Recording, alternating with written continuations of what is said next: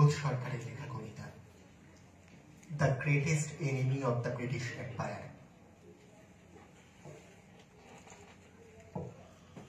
রাত তখন 1:15। তিনি দোতলা থেকে এলগিন রোড দেখলেন, নিঝুম নিস্তব্ধ।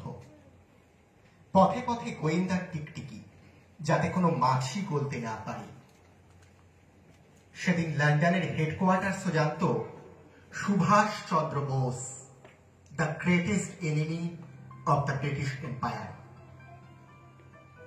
লালবাজারের কমিশনার স্যার ফেয়ারওয়েদার নির্দেশিকা জারি করেছেন, এলগিন রোড অবরুদ্ধ করো, বাঙালিকে বিশ্বাস করি না। পাঠান ছদ্মবেশ নিয়ে আয়নার সামনে দাঁড়ালেন সুভাষ। নিজের বিছানার দিকে তাকালেন। কি হবে নরম শয্যায় যদি কান্না শুনতে না পান? গাড়িতে এসে বসলেন। গাড়ি কলকাতা পার হয়ে জিটি রোড ধরল। ব্যান্ডেল, চুঁচুড়া, শক্তিগড়, আসানসোল অতি দ্রুত পার হয়ে গেলেন বেঙ্গল বর্ডার। কি পার হলেন? কি? The greatest enemy of the British empire.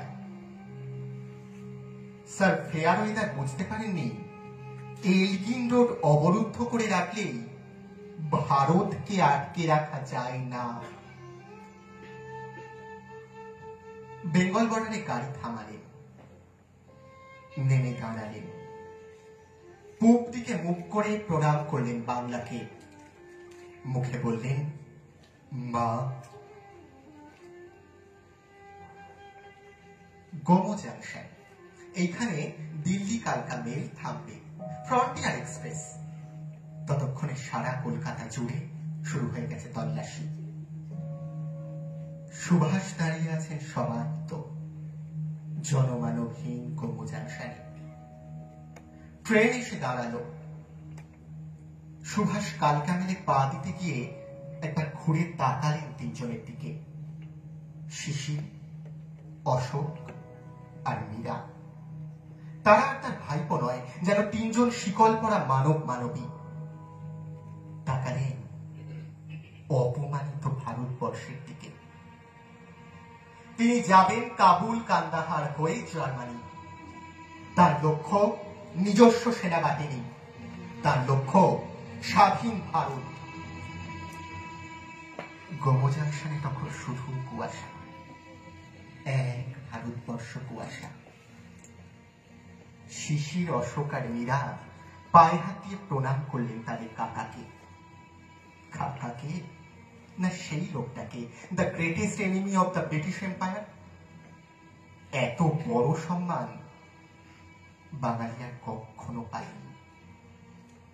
Subhash কালকা মেলে পা দিতে গিয়ে আরেকবার পেছন ফিরে তাকালেন ভারতবর্ষের দিকে। উচ্চারণ করলেন, মা, মা। ট্রেন ছেড়ে দিল। ইঞ্জিনের ধোঁয়ায় ভরে গেল গোমো জাংশন। ধোঁয়া আর কুয়াশার মধ্যে দিয়ে চলে যাচ্ছে ট্রেন।